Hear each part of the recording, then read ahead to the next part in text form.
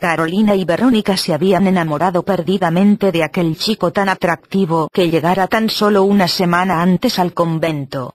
Las dos muchachas, novicias, habían convenido en su día convertirse en religiosas, motivo de una promesa tal vez no demasiado meditada, y que las había arrastrado de forma irremediable hacia una vida, en realidad, de ninguna de las maneras deseada.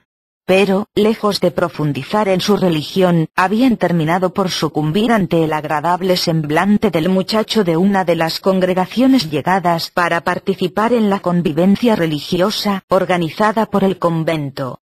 La amistad entre ellas surgió cuando ambas eran aún muy pequeñas. Carolina, que tenía 17 años, era 3 años mayor que Verónica, que solo contaba con 14. Los padres de las muchachas, tras su matrimonio, fueron a residir justo en la misma calle, una casa enfrente de la otra. Durante su infancia, habían sido inseparables, y su amistad realmente parecía algo especial. Rara era la vez que terminaba el día sin que hubieran consumado alguna de sus travesuras. Aunque Carolina era la mayor, y se suponía debía tener la voz cantante, no era sino Verónica quien casi siempre convencía a su amiga para hacer realidad todas las barrabasadas que se les ocurrían. A tanto llegaron, que, sin pensárselo 2 veces, a Verónica se le cruzó por la cabeza, en una de aquellas alocadas mañanas infantiles, una de sus innumerables ideas perversas: si Carolina llegaba a cumplir 17 años sin haberse enamorado de ningún chico, era porque sin duda tenía alma de monja y tenía que ingresar en un convento. Por supuesto, las mismas condiciones valían para Verónica, pero para entonces ésta aún tendría 3 años más para derribar la apuesta.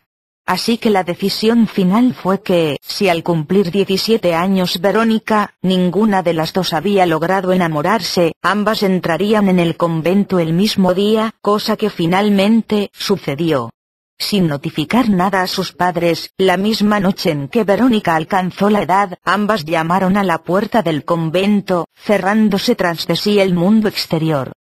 Al principio fue divertido.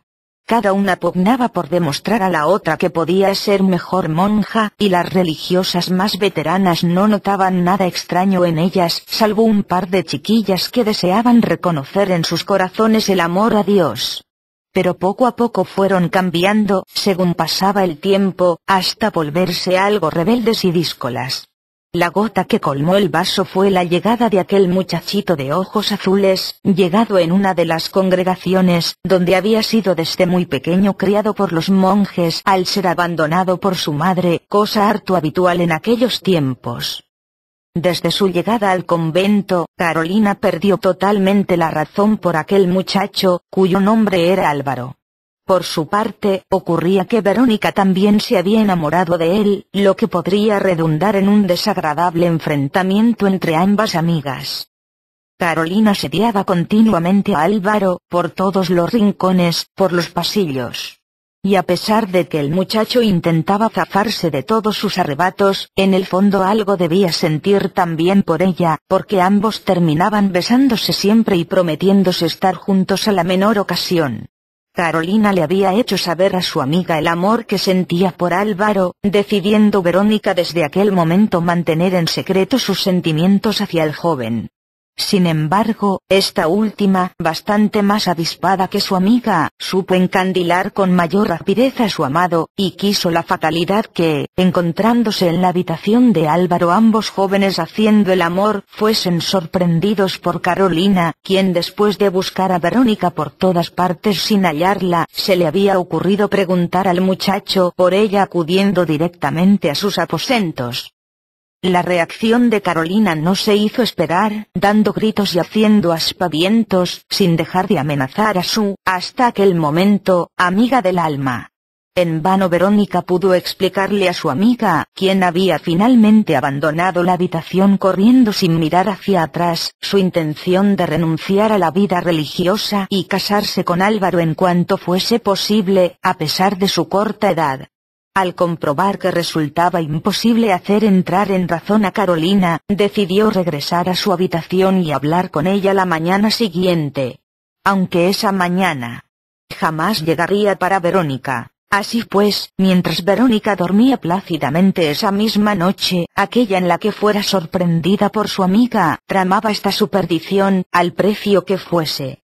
Cogiendo unas tijeras de costura, que curiosamente estaban atadas a un lazo rojo, para que pudiesen permanecer colgadas del cuello sin posibilidad de pérdida, Carolina estaba más que dispuesta a terminar con la vida de Verónica, cosa que sin lugar a dudas, haría sin remedio. Después de entrar en su habitación y comprobar que ésta se encontraba dormida, levantando las tijeras, totalmente fuera de sí, las clavó en el corazón de la muchacha mientras gritaba con furia: «Verónica, Verónica, Verónica». Aún pasarían unos minutos antes de que Carolina reparara en lo que había sido capaz de hacer. Al levantar la mirada y comprobar que había matado a su amiga, dio un leve respingo, asustada, sollozando amargamente a partir de aquel instante.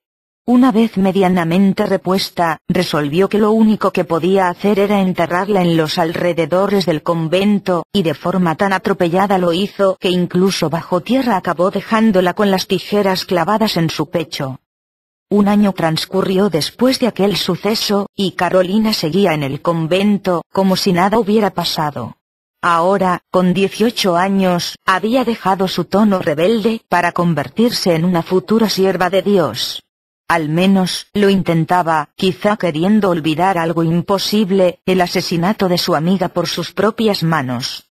En el convento todos creían que Verónica finalmente se había marchado junto a Álvaro al terminar la convivencia religiosa, y para nada podían sospechar su trágico final.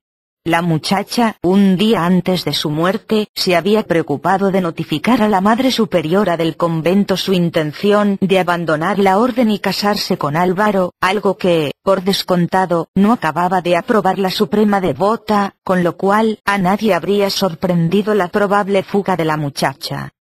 Y entonces, llegada la noche del aniversario del asesinato de Verónica, sonidos y voces extrañas empezaron a oírse por todos los recovecos del convento, espeluznantes y lastimeros a la vez. Difícil saber cómo tomarían el asunto las religiosas de la orden, si estaban acostumbradas a sucesos semejantes, dadas las leyendas en torno a los conventos y monasterios más antiguos, o bien caerían todas al suelo dispuestas a rezar sin fin, hasta la desaparición de algo tan tenebroso como aquello. Lo verdaderamente cierto fue la reacción de Carolina, quien, acurrucada en su cama, y sabiendo el día en que se encontraba, muerta de terror se hallaba. Incapaz de abrir los ojos, pegadas sus pestañas, podía escuchar como unos leves pasos en el corredor se abrían paso hacia su habitación, hasta que, tras un estremecimiento de miedo que le recorría por toda la espina dorsal y que le hizo abrir los ojos totalmente desorbitados, vio aparecer el corrompido cuerpo de su amiga Verónica, la cual, sujetando entre sus manos las tijeras con su lazo rojo, y antes de que Carolina pudiese ni siquiera reaccionar, consumó aquella su venganza, clavando las tijeras en el corazón de su amiga y causándole la muerte de forma irremediable. Aun los gritos de Carolina, antes de morir, se fundieron con aquellos estertores venidos del más allá, y no fue hasta el día siguiente cuando las hermanas de la orden encontraron a la joven yaciendo en la cama, con las tijeras del lazo rojo incrustadas en su corazón, y en sus manos una Biblia con las tapas de color rojo, en cuyo interior de ellas Carolina dejó relatado el asesinato de su amiga por ella cometido, a causa de sus descontrolados celos.